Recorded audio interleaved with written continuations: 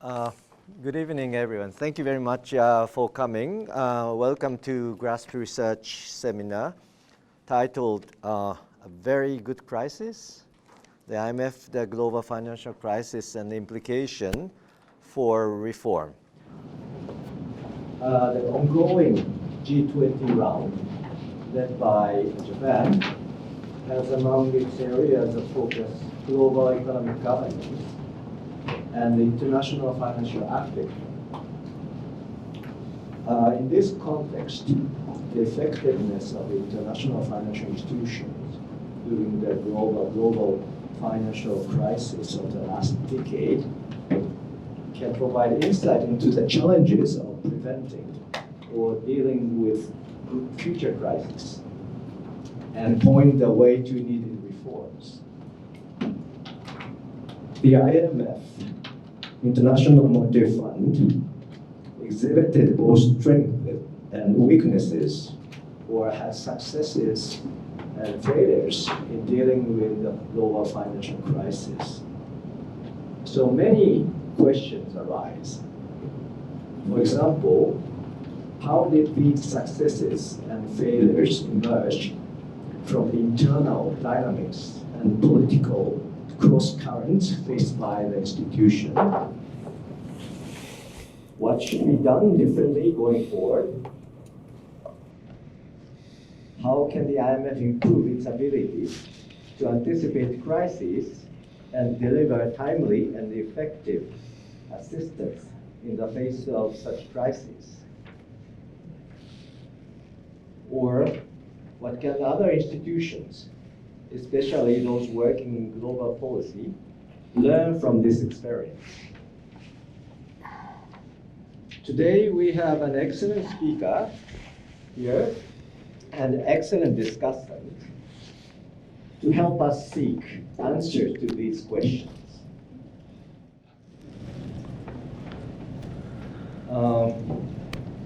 I forgot to introduce myself at the beginning. My name is Toshiro Nishizawa, professor at Graduate School of Public Policy. I will serve as a moderator, but rather a timekeeper.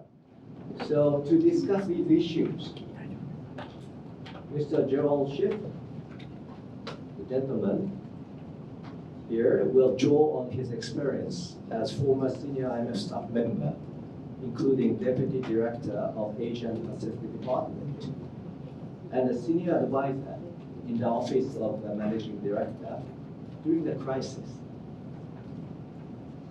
Professor Takatoshi Ito from School of International and Public Affairs of Columbia University, another gentleman here, and our respected former dean, has agreed to serve as a discussant and to lay out his own views on needed IMF reforms. So here, without further ado, let me ask Jerry to give his presentation for 40 minutes, followed by comments from Professor Ito, maybe 20 minutes. So the floor is yours. So I wanted to thank Professor Nishizawa for inviting me to give this talk, and of course Professor Ito for agreeing to participate. I see a lot of familiar faces in the audience, people that I worked with in the IMF from maybe 1991 until 2010. So it's a very nice feeling. And then some people that I've met more recently here. So when I was a kid in the US, there was a really popular TV show called This Is Your Life, where there was a show called This Is Your Life where they would bring some guest on, some person, and unbeknownst to them, they had all these people from their past show up and talk about their life. So I feel a little bit like that, because I see people from all different decades that I know here. Anyway, let me just say a few words about the title. It may seem strange, why a very good crisis with a question mark. This is a phrase that has been attributed to many people throughout history. Allegedly, Churchill said, "Never waste a good crisis," and When President Obama became president in the midst of the global financial crisis, his chief of staff also made a comment about not wanting to waste a good crisis. And I guess the idea is, in that context was, well, crisis is a time when you can do things, make reforms, make changes, get people to agree to things that you couldn't in normal times. So question is, did the IMF have a good crisis? In two senses, really. One is, did they do a good job? And second, did they undertake some reforms that were made possible by the fact that there was a crisis going on, and were those helpful?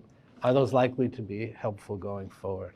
So as Professor Nishizawa kind of suggested, why this topic? Well, besides the fact that it's kind of my comparative advantage, something I feel I can talk about, it's, even though the global financial crisis is 10 years old,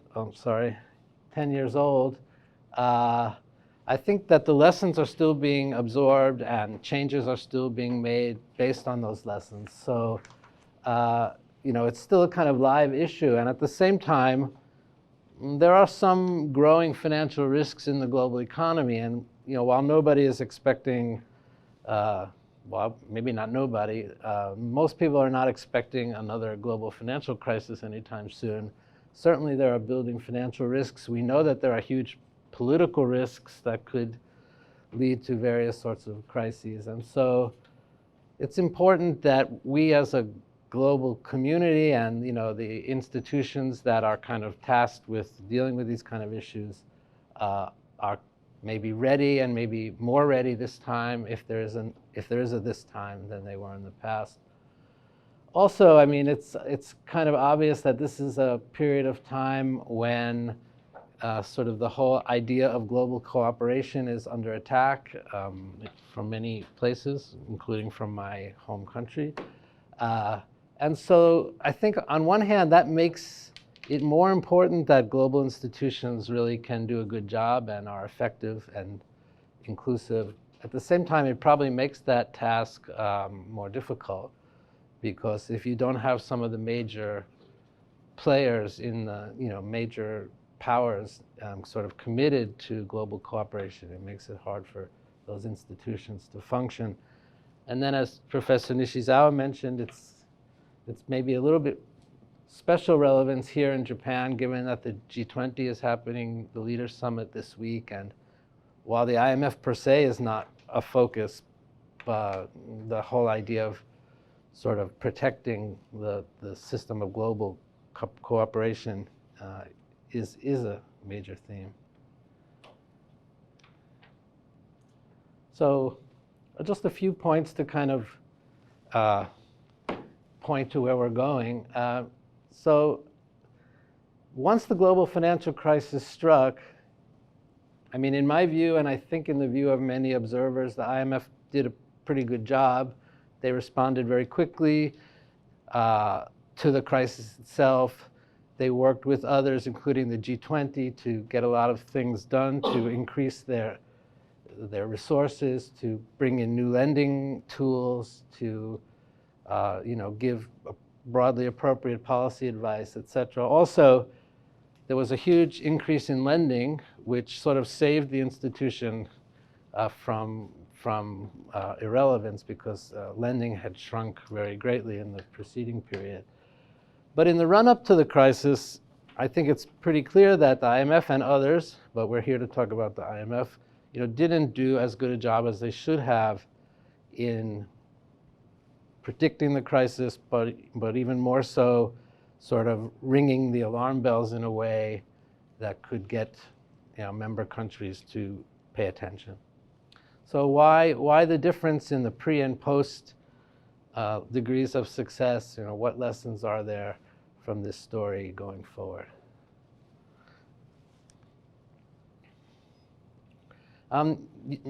Most of you probably know that the IMF was formed along with the World Bank in 1944 at the famous Bretton Woods conference in Bretton Woods, New Hampshire. That was the place where the foundations for the post-war financial and monetary system was laid.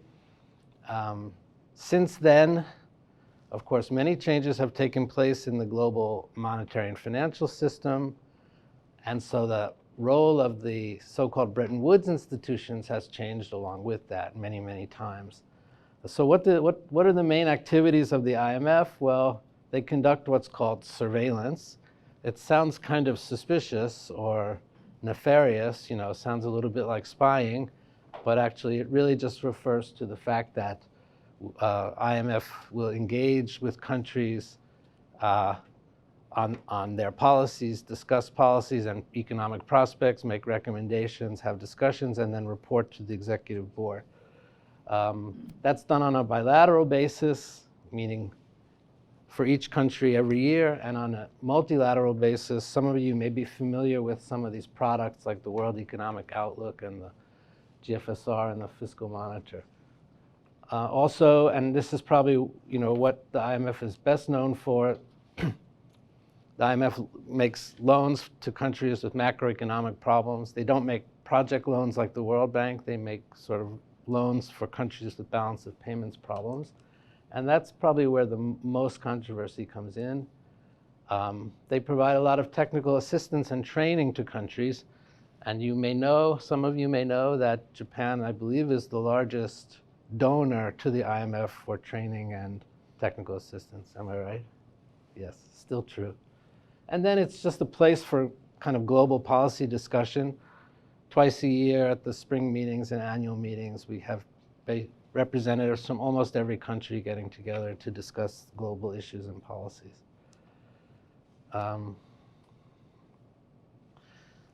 Just very briefly, still by way of introduction, the IMF's governance is a little unusual. Rather than going into any great detail about this, what I wanted to emphasize is that the country authorities, and almost every country, 189 countries are members, and the officials of those countries really play a central role in the International Monetary Fund.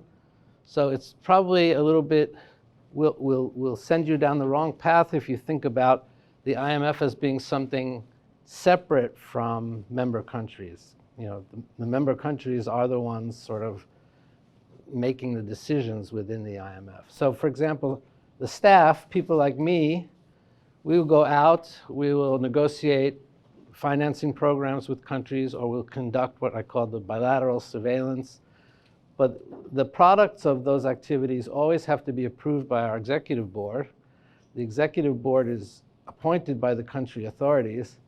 And then when there are sort of more fundamental questions about what's called quota or new members or sort of kind of big picture items, those are also made in a political level by the Board of Governors, which also consist of representatives of the countries. So my point is simply that the IMF is run by the member countries, not by technocratic people like myself. And it's important to keep that in mind. I think the last point I want to make by way of background is to say something about what's called quota. Quota plays a big role in the IMF's governance. The idea behind quota is it's a number that each country, that's attached to each country, so every country has what's called a quota. That quota serves many roles simultaneously. First of all, your quota is more or less equal to the amount of resources you're expected to contribute into this fund. After all, it's called the International Monetary Fund. It's a revolving fund. Countries with bigger quota make bigger contributions. Quota is also very closely related to your voting power. So if you provide more contributions to the institution, you have a bigger share of the vote. So the US contributes around 17% of the total, so their vote is very close to that as well. It also determines your access to financing. So if you need a loan from the IMF, the amount that you can receive is some multiple of this quota number. And then finally, it also determines how much you're allocated of what's called SDRs, and I will say a little bit more about that later. These quotas are reviewed every 5 years, and it's become quite a contentious issue because some countries like China and India, they have become, among the handful of largest economic powers in the world, and this is not fully reflected in their voting shares and their contributions. So this becomes an important problem because if countries feel that they're not adequately represented, obviously they're not going to be as invested in decisions made at the IMF or advice from the IMF. So I want to now turn to the issue of the crisis. And what I want to just say briefly is that when the crisis was brewing in 2006, 2007, 2005, 6, 7, things were happening under the surface, financial risks were building up. There was a lot of questioning about whether actually the IMF was relevant or even needed. So I wanted to say just a few words about that. First of all, this shows IMF lending as a percentage of both GDP and world trade. The numbers are, the lines are very similar. And you can see around 2006, lending by the IMF had dropped to kind of historic lows. The global economy was doing very well. It was described in some places as the Great Moderation. There was a notion that macroeconomic problems had been largely solved, and you weren't likely to see too many economic crises, at least in major countries. If people had taken a look at, the pattern of IMF lending, they might not have been surprised to note that, a few years later, lending would be at all-time highs. This, of course, tracks pretty well, known crisis periods, the Asian crisis, the Latin American crisis, and of course, the global financial crisis. But before that, before the crisis actually hit, there was a feeling that these guys are hardly lending any money anyway, so what do we really need this institution for? At the same time, there was concern about whether the IMF's resources, which are mainly what I called the quota, would be adequate if there was a crisis. So on one hand, we don't seem to need them, and if we do need them in case of a crisis, do they actually have the resources that they need? You can see in this period, quota as a share of capital flows had become historically low levels. So private capital flows had grown very dramatically. The IMF's resources hadn't changed in a very long time, so it wasn't clear that they could deal with crises. In the end, when there was a crisis, they did have sufficient resources, arguably, partly because they were able to get other resources borrowed directly from countries, so not outside of the system of quota. But this is how the institution was viewed at the time. The other point was that quota, as I mentioned, seemed to be out of line with actual economic power of key countries, especially the so-called BRICS, Brazil, Russia, India, China. They were way below where you might guess their quota would be given their GDP. Other countries, notably European Union countries, had voting power above sort of their punching weight, if you want to put it that way. And so that was another reason that people were starting to see this institution as maybe something that needed to be replaced, if not dramatically reformed. And then finally, right at the time that the global financial crisis was brewing, the IMF was engaged in a major downsizing effort. So it's not that I want to tell you the details of human resource management in the IMF, but I think this is interesting because, one, it shows how confident people were about the macroeconomic future globally, that they thought, well, we don't really need this institution. Let's kind of let's get them to downsize. And the other thing is that maybe, I think that played some at least small role, the fact that instead of focusing on growing financial risk, I can tell you from being there that all anybody talked about for about a year and a half was whether they were going to take a financial package and leave or whether they were going to stay. And it was like a very period of great turmoil. And I think that that contributed to people maybe not doing as good a job as they did, although I don't think that was a major factor. So it was, the whole thing was very messy at the time that the global financial crisis was brewing. So in that pre-crisis period, what was the IMF saying about the financial sector, about the financial risks and the financial sector? To me, the global financial crisis feels like it just happened yesterday, but I know that there are some much younger people in the room for whom this is history. So just, I mean, very briefly, I don't mean this to be any kind of serious description of the global financial crisis, but the sort of immediate cause was the bursting of the US housing bubble and the European housing bubble. US mortgages had been securitized into certain financial instruments, mortgage-backed securities and the like. Most of you probably have at least heard those terms. Those assets, you know, went sour, went bad in great numbers. They were held widely in the US and Europe, and so the crisis spread very quickly and in a way that wasn't anticipated by most people. In the run-up to the global financial crisis, this housing boom and asset boom in the US was partly fueled by capital flows from countries that had external surpluses, and most notably China. So US public and private sector could borrow very easily.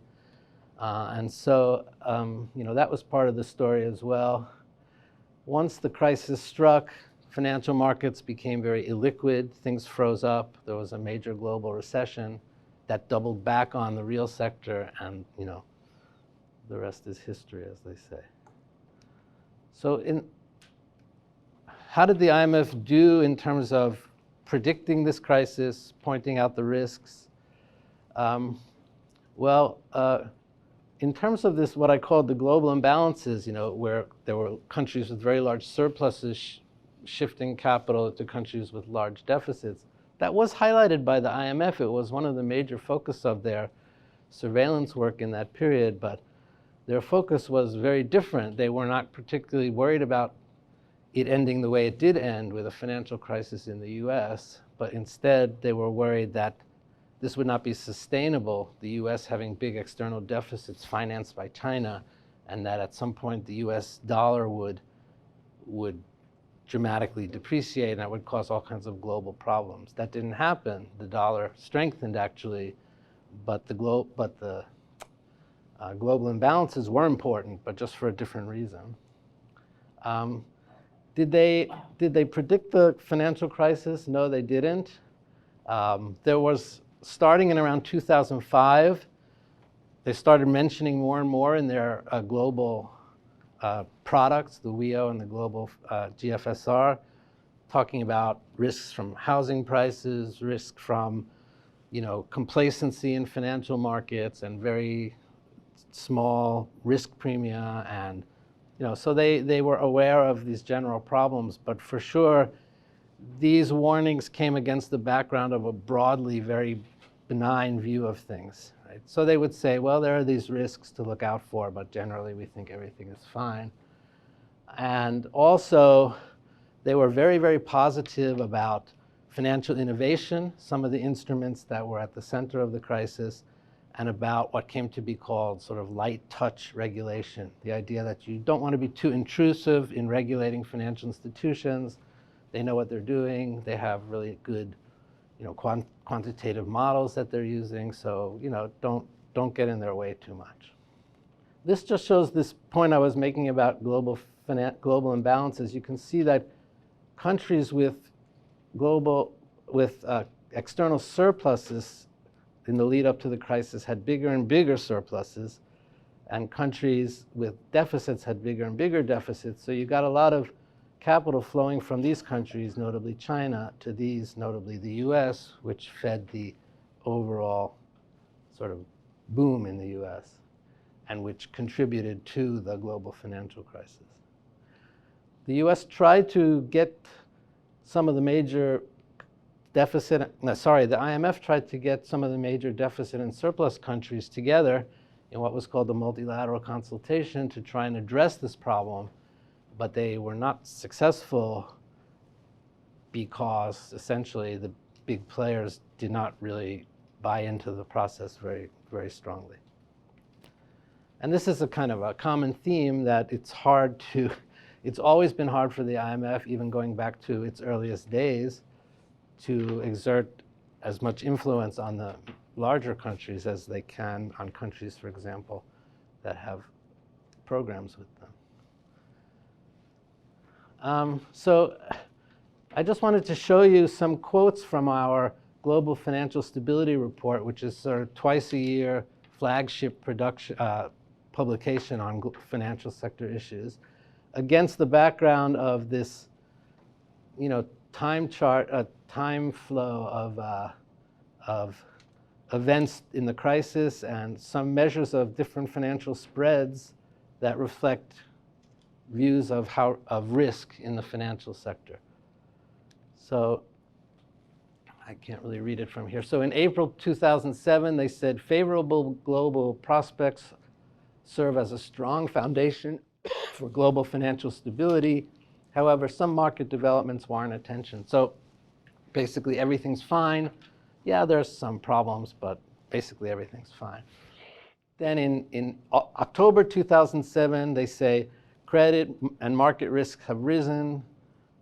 Markets have become more volatile. The adjustment process will be protracted. So they are getting more worried, right? So it's not that they are totally unaware of what's happening. Then in April 2008, things were getting much, much uglier. You can see the spreads start rising. And they say the events of the past 6 months demonstrate the fragility of the global financial system, et cetera.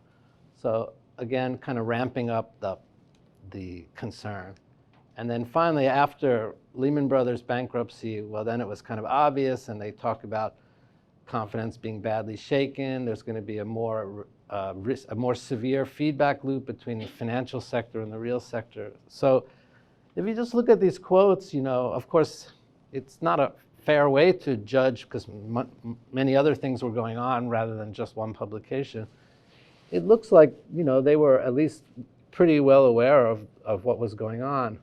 But as I said, they really didn't, and most professional economists didn't understand how deep a crisis could be, how likely it was, how virulent the contagion would be.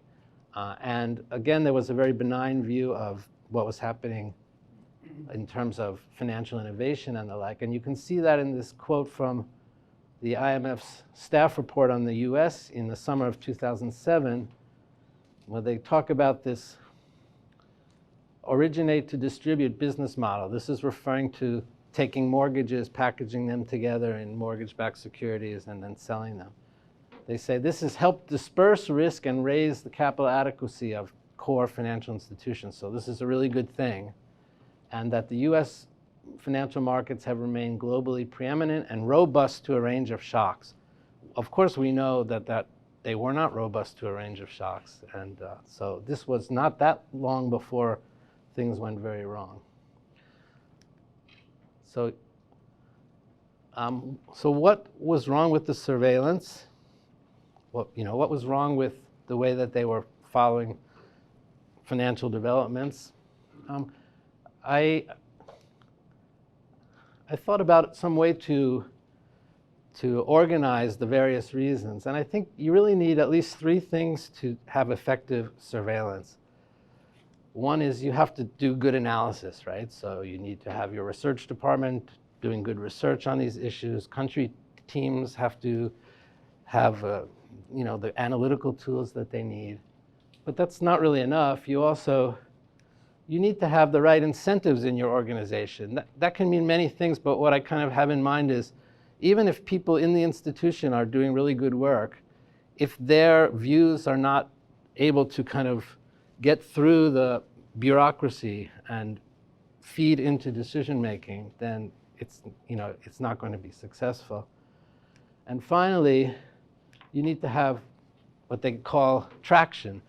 You need to have you need to be able to convince the country authorities that your analysis and your policy recommendations are the right ones and that they should follow it. Of course, these are all related. If your analysis is not good, then you probably won't have much traction, and so they're all related in some way, but I think you need all three. So I just really wanted to do this to show off my extreme skills in art.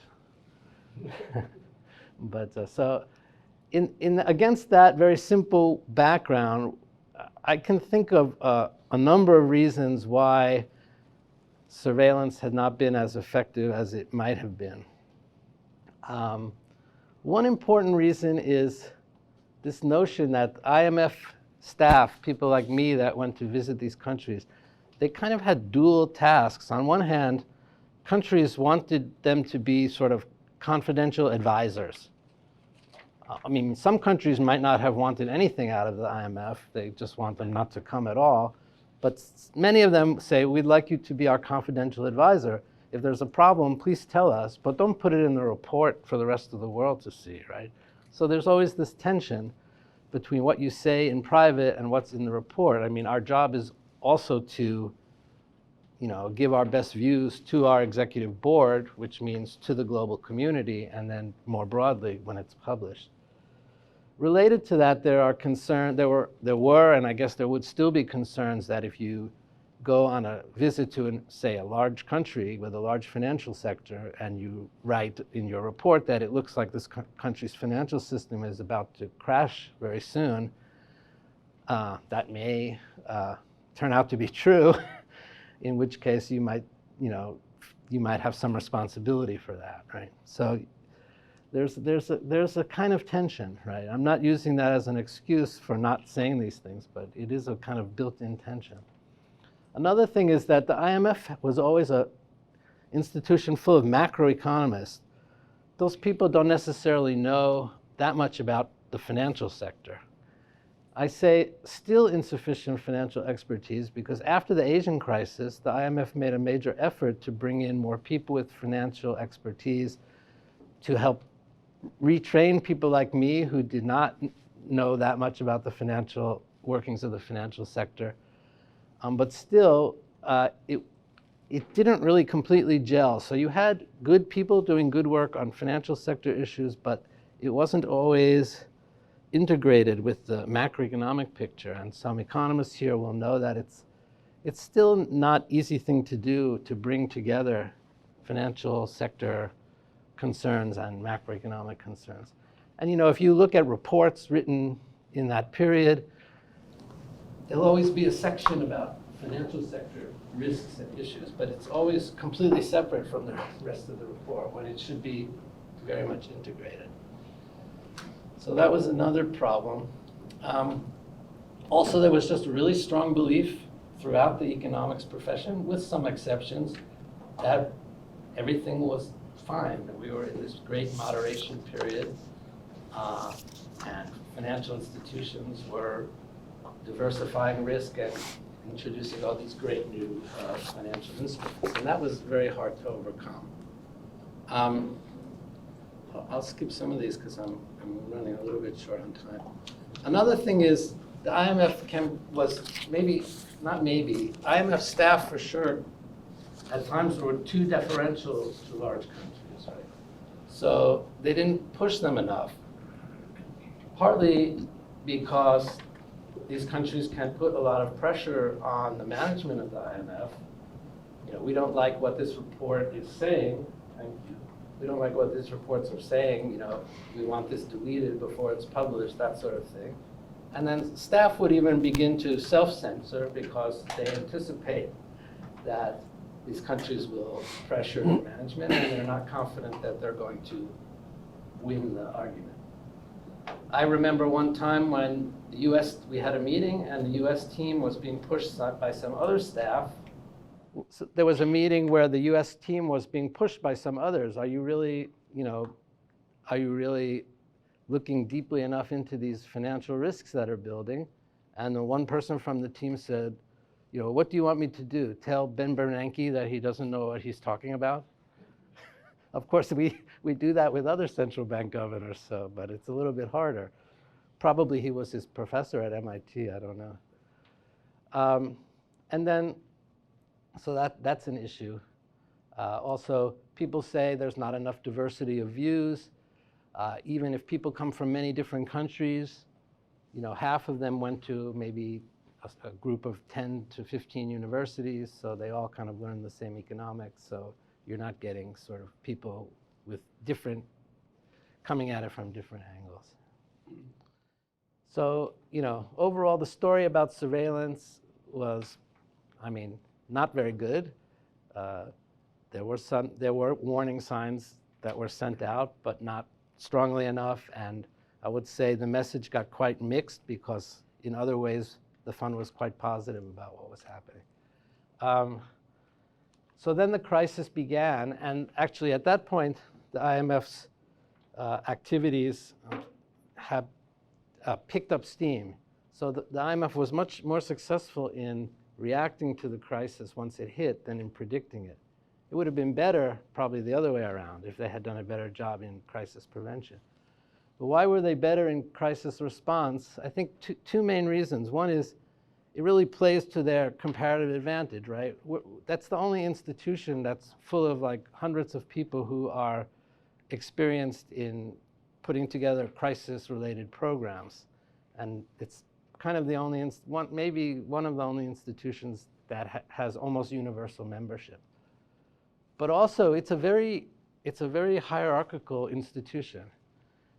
They used to say that the IMF was like the military and the World Bank was, I don't know, like a modern dance troupe or something like that. So they were very creative. The IMF was like the military. So military might not be very good in thinking creatively about what might go wrong, but once they have a task to do, they're very efficient at it. So once they have a crisis to aim at, they did a lot better. So one thing they did very effectively was work together with the G20. Before the global financial crisis, the G20 would meet, but there were never leaders meetings like we're having in Osaka this week. But when the global financial crisis struck, President Bush, toward the end of his second term, invited the leaders of the G20 to the White House, and they all showed up in very short notice, which is kind of extremely difficult to pull off. And that's a kind of indicates just how scared people were, right? And fear turned out to be a really great motivator. The G20 was very productive in those early months and couple of years. And the IMF and the G20 worked very closely together. So, for example, the G20 and the IMF together pushed for coordinated fiscal and monetary stimulus. They pushed for a larger IMF quota, this new allocation of these special drawing rights.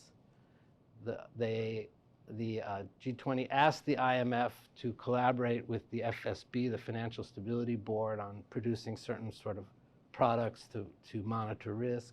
There are other examples. So the G20, because the G20 is not really an institution, it's just a group of people that meet on a semi-regular basis. When things actually had to be done, they would turn to the IMF, also World Bank, also OECD, but the IMF played a very big role with the G20. And that increased their effectiveness, but many people were not happy because while G20 is more inclusive than G7, 20 countries is still a lot less than 189. So members of the IMF that were not members of the G20 were complaining quite loudly as to why the G20 is telling the IMF what to do. On the other hand, those 20 members probably made up 75% of the vote of the institution. So like I said, the IMF and G20 together were able to ensure that the IMF got a lot more resources. The reform of the quota system was passed in 2010. It only took effect in 2016 because it took the US 5 years to pass this quota reform. But eventually they got it, and in the meantime, they got other kinds of borrowed resources with the G20 playing a role. So the resources available grew quite a lot. There was reform of quota. That means they got twice as much resources, And also the shares were changed in favor of the BRICS. You can see China moved up from number 6 to number 3, and India moved into the top 10, Brazil moved into the top 10. So it became closer to reflecting the actual economic power of countries. Now there's a new round ongoing, and I guess we'll see China moving further up and other countries moving further up. It's a very difficult problem because it's a pure zero-sum game. So for the BRIC countries to get bigger shares, some countries had to agree to take smaller shares, and that's not an easy thing to pull off.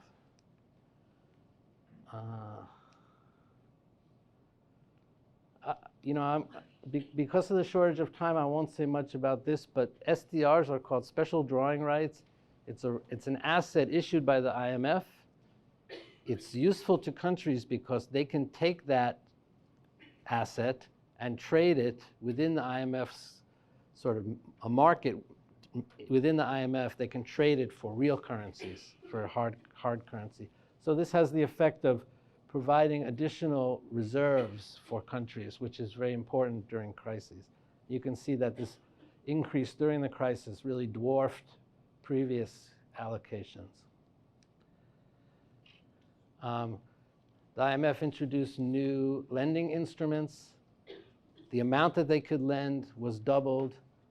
The way they could lend changed. They tried to introduce something like a credit line, so countries did not have to meet IMF conditionality if they were following good policies. That was something that they should have done many years previous, but I think Professor Ito is going to say something about the shortcomings of that effort, but some countries did avail themselves of this tool. This just shows where the IMF is lending as of 2017. Maybe just one thing to notice is all these orange dots, or whatever this shape is called. These are all concessional lending at more or less 0%. And those contingent loans, those credit lines I talked about, were here in Colombia, Mexico, Poland, and Morocco. So very few countries, but a few.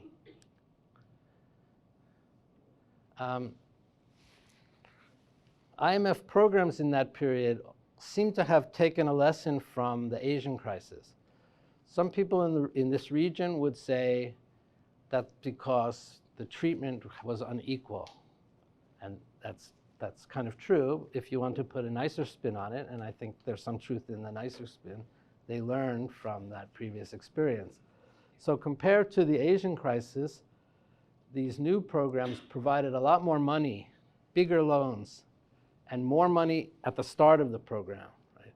So basically like a shock and awe. You give lots of money up front instead of kind of doling it out over time. The idea is that's better for restoring confidence. Less conditionality, less things that the country has to do to get to receive the money. More involvement with the private sector, more efforts to get private investors who are in the countries to not take their money out, which increases the total amount of financing. Greater budget support, more openness to capital controls, more effective communication strategy. When I joined the IMF, the communications department was called External Relations, and their entire jobs seemed to be, and I literally think it was, to make sure that the IMF never appeared in the newspaper anywhere in the world. So we didn't explain what we were doing, and over time, it's changed quite a bit, and I think that proved to be more effective. It's still up to the countries, because it's their program, to really explain what they're doing, but we could try and be helpful in that regard. Just very quickly, I'm sorry I'm going a little over. You can see that countries' programs were very, very large. These are as a percent of quota. These are much greater than they had been in the past, so countries were able to draw more.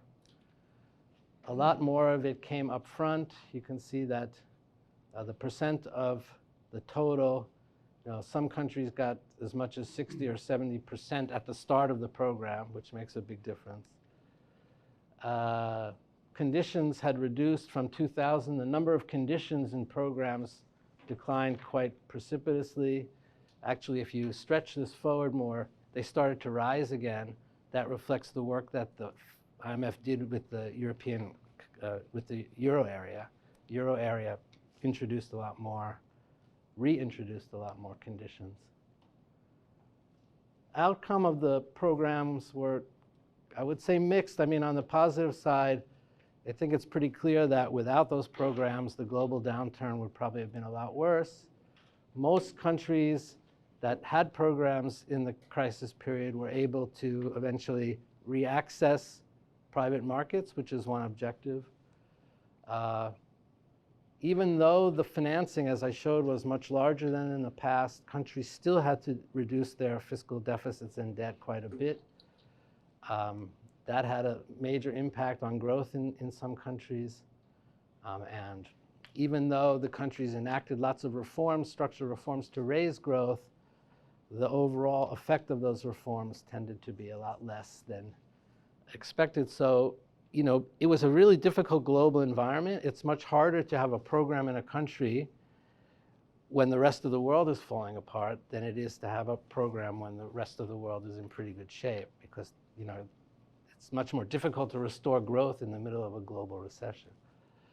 But, you know, I think that the programs were, in many ways, were designed better than in some of the previous crises. I'll just end with a series of questions that maybe we can take up. Looking forward, if there's another crisis, will the IMF have enough resources? These days, the global financial safety net has lots of other players in it. Many central banks give swaps. There's regional arrangements. How will the IMF work with those groups? Will the IMF take steps to improve governance, to make things fairer? That has to do with the quota system, has to do with the way the managing director is chosen. It has to do with how diverse the staff are. If those things are continue to be worked on, I think they may be more effective in gaining trust and traction from other countries. Will they be able to make financial support more attractive to countries, including by having more of these kind of credit lines? Will they do a better job in thinking about risks? That's really maybe the most difficult thing to tackle, because it has to do with sort of the way the internal structure of the organization is. Will they continue to get better at financial sector analysis?